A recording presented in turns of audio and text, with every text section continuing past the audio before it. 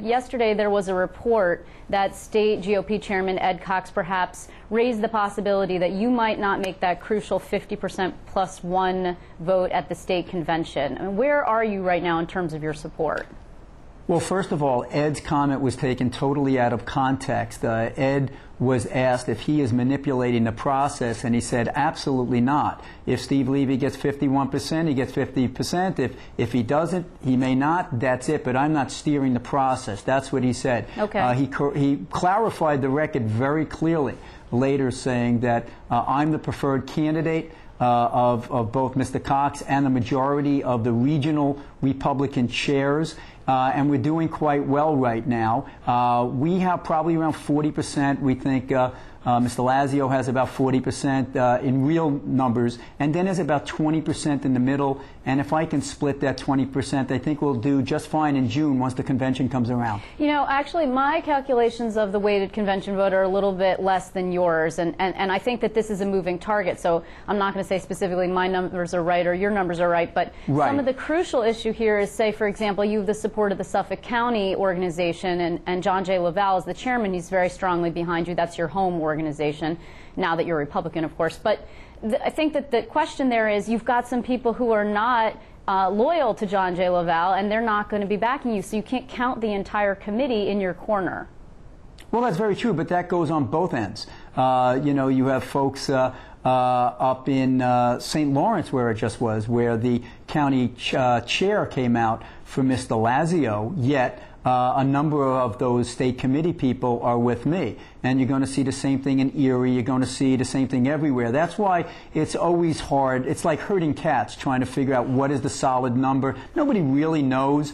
We have people who have been announced. We have people who said they're with us. They want to announce it next week. The bottom line, though, is we feel that we're poised to win this thing. We're in a very good position because my whole concept of radically changing this state with a contract for New York to cap spending and local property taxes is what is resonating with the people of this state, and they're looking for some major changes come November. And the Republican Party wants someone who can win, someone who's got the gravitas, someone who has the record as an executive of cutting taxes, and someone who has the finances to go up against Mr. Cuomo. Okay, let's assume that you don't make it for some reason, and I understand that you believe that you will. So, but let's, for argument's sake, say that you don't. What will you do? Will you drop out and endorse Rick Lazio, or would you stick around? I mean, you're still technically a Democrat. You could primary Andrew Cuomo. If you feel that you're much better than he is, why not just take it to him?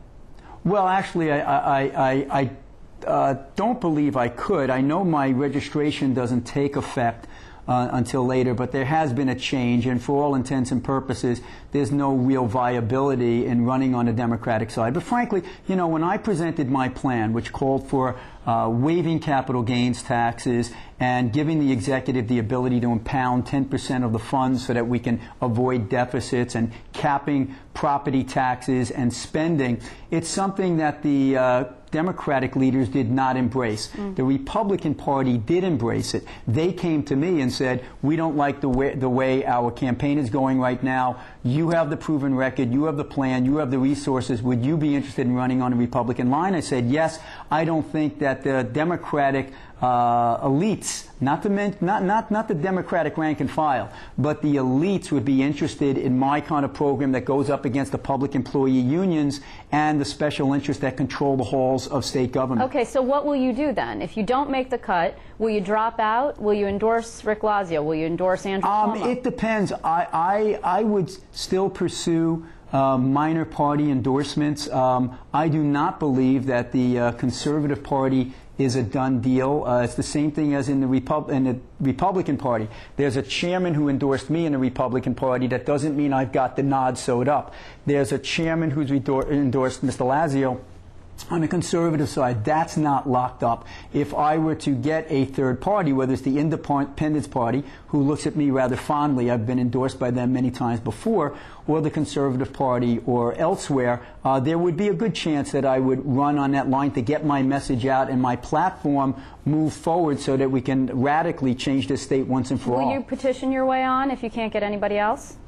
Well, I couldn't. I do not have the ability to petition on the Republican side.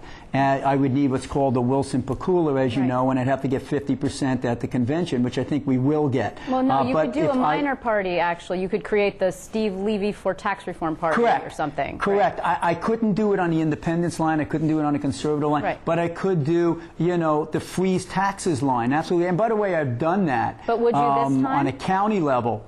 But it's very, very difficult to do it on the state level. But I don't think we're going to have to even approach that question, because it really does seem to be resonating. People like the fact that I took a county that was on the verge of bankruptcy in Suffolk. It's bigger than 11 states, and we turned it around in 1 year, gave it a general fund tax cut, and 6 years in a row without a tax increase on the general fund side.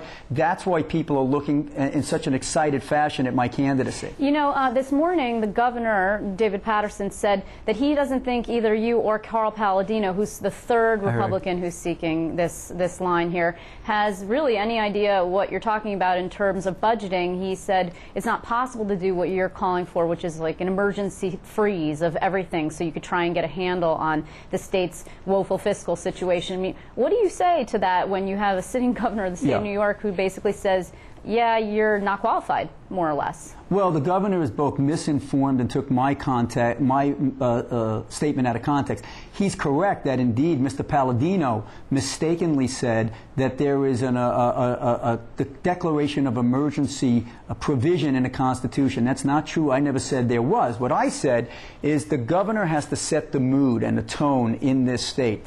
And by declaring a state of emergency, which is a frame of mind, you now say we're in extraordinary times that require extraordinary measures to do the type of things that Chris Christie is doing in New Jersey, trying to freeze the contracts, open up the contracts, deal with the pension system that's unsustainable and is about to implode. Now, Governor Paterson had every opportunity in the world to extract concessions from the unions over this last year. He did nothing. He sat back, he wasted his opportunity in his budget, and 4 months later says, oh, let's talk about a wage freeze. Had he declared a fiscal state of emergency, which is a state of mind, and said we have to either lay people off or get concessions, maybe he would be making the type of progress that Chris Christie is in New Jersey. But we have folks in Albany who are leaderless, who don't have a backbone, who won't take on these public employee unions, who won't back up to the special interests. I'm one guy who's done it in a very big county.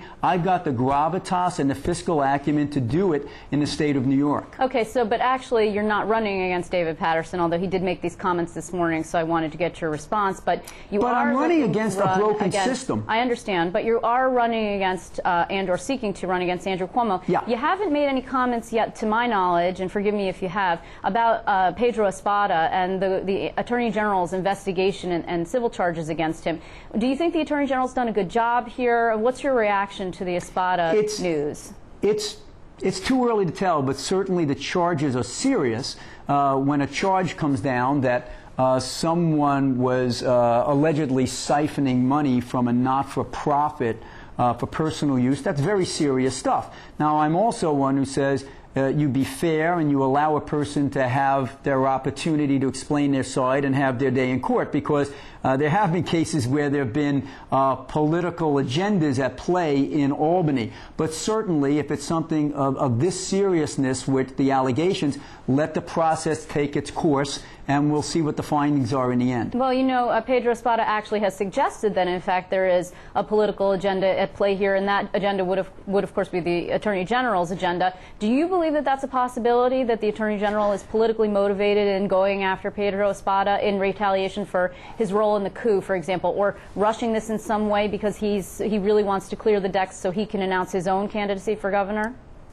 Well, I don't know if that was the motive, but it is interesting that even with Mr. Maserat, who has been dumped out of the Senate, you know, there are a lot of other senators and there are a lot of other assemblymen who've done some pretty shaky things.